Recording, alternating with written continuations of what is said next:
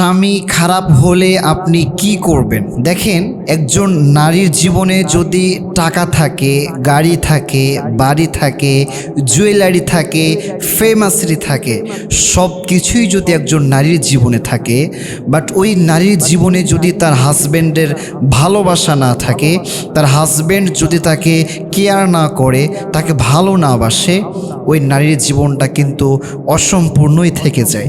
আর যদি কোনো নারীর জীবনে টাকা না থাকে, গাড়ি না থাকে, বাড়ি না থাকে, ট্রুপ্লেক্স হোম না থাকে, ফেমাস সিটি না থাকে, বাট ওই নারীর জীবনে যদি স্বামীর ভালোবাসা থাকে, তাহলে ওই নারীর জীবনটা অনেক সুন্দর হয়ে যায়। এজন্য আজকে আমরা কথা বলবো যে যদি আপনার হাজব্যান্ড খারাপ হয়, যদি আপনার হাজব্যান্ড আপনাকে ভালো না বাসে, তাহলে আপনি কি করবেন।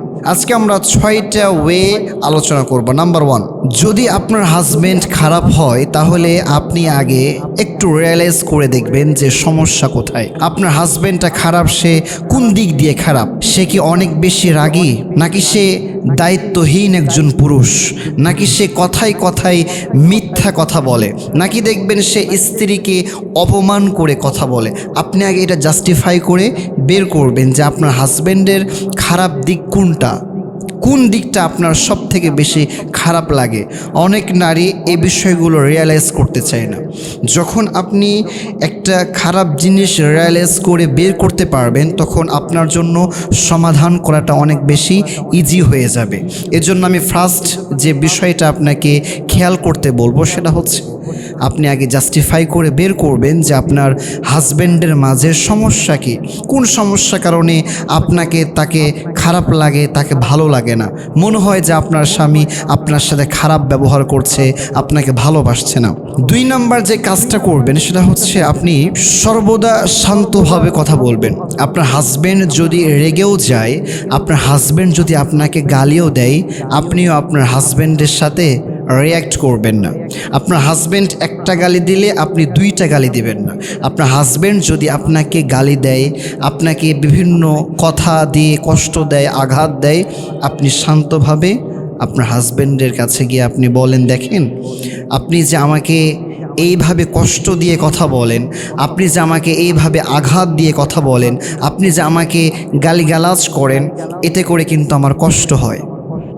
আপনি যদি আপনার হাজব্যান্ডকে এইরকমভাবে শান্ত মেজাজে বুঝিয়ে বলতে পারেন, আমার বিশ্বাস আছে যদি আপনার হাজব্যান্ডের ভিতরে সামান্যটুকু যদি মানবতা বোধ থেকে থাকে, আপনার গালিগালাজ, আপনার ওভার রিয়্যাক্ট করার দ্বারা যে পরিমাণ প্রতিক্রিয়া ঘটতো, আপনি যে আপনার হাজব্যান্ডকে ঠান্ডা মাথায় শান্তভাবে এই কথাগুলো বুঝিয়ে বলবেন, এই বুঝিয়ে বলার কারণে তার থেকে কয়েক গুণ বেশি রিয়্যাক্ট করবে কিন্তু আপনার হাজব্যান্ডের মাঝে। এজন্য বলবো, যদি আপনার হাজব্যান্ড আপনাকে গালিগালাজ করে, আপনাকে বিভিন্নভাবে কষ্ট দিয়ে কথা বলে, আপনি আপনার হাজব্যান্ডের সাথে ওভার রিয়্যাক্ট করবেন না। আপনি রিল্যাক্সের সাথে শান্তভাবে বুঝিয়ে বলবেন, দেখেন, আমার কষ্ট হয়, আমার অনেক বেশি খারাপ লাগে, আপনি প্লিজ দয়া করে আমাকে গালিগালাজ করবেন না, আমাকে ছোট করে কথা বলবেন না। 2 নাম্বার ওয়ে বললাম। 3 নাম্বার যে কাজটা আপনি করবেন সেটা হচ্ছে আপনি নিজের ভিতরে একটু রিয়েলাইজ করে দেখবেন যে আপনার এমন কোনো ব্যবহার আছে কি না, যে ব্যবহারের কারণে আপনার হাজব্যান্ড আপনার থেকে আস্তে আস্তে দূরে সরে যাচ্ছে।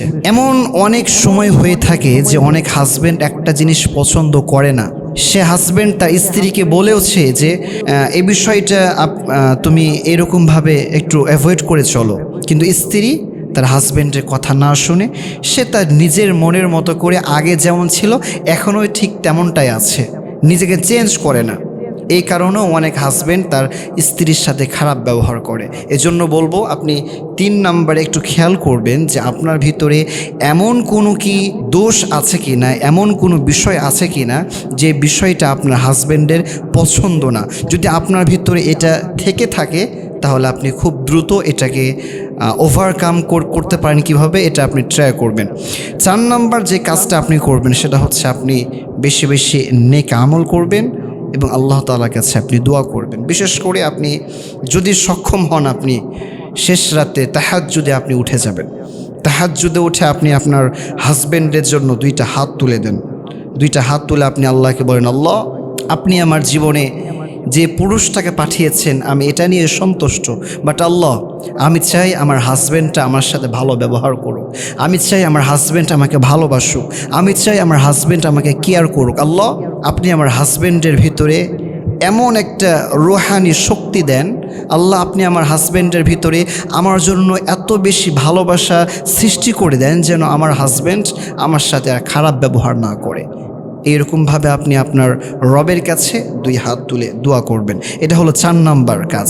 5 নাম্বার যে আপনি বিষয়টা করবেন সেটা হচ্ছে, যদি আপনি খেয়াল করেন যে আপনার হাজব্যান্ড আস্তে আস্তে আরও বেশি নষ্ট হয়ে যাচ্ছে, আরও খারাপ বিহেভিয়ার করছে আপনার সাথে খারাপ ব্যবহার করছে, তাহলে যারা বিশ্বস্ত মানুষ আছে, ফর এক্সাম্পল আপনার গার্জিয়ান হতে পারে, অথবা আপনার হাজব্যান্ডের গার্জিয়ান হতে পারে, অথবা আপনার হাজব্যান্ড যাদেরকে মানে, যাদের কথা শুনে, এমন কয়েকজন মানুষ নিয়ে ব্যাস ঘরোয়াভাবে, অত আপনি পাবলিকলি না, যখন আপনি আপনার হাজব্যান্ডের বিষয়টা পাবলিকলি লিক করে ফেলবেন, তখন কিন্তু আপনার হাজব্যান্ডের ভিতরে আপনার জন্য যা সামান্যটুকু ভালোবাসা ছিল, এইটুকু কিন্তু আপনার হাজব্যান্ডের ভিতর থেকে উঠে যাবে।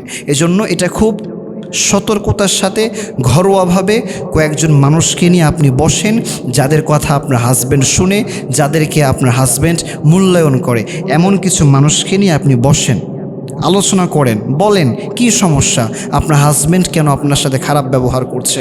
যদি আপনার ভিতরে কোনো দোষ থাকে আপনি সেই দোষটাকে মুছে ফেলেন। এইভাবে আপনি কয়েকজন মানুষের সাথে বসে আপনার ফ্যামিলিগত যে বিষয়টা আছে এটাকে আপনি ডিসকাস করেন।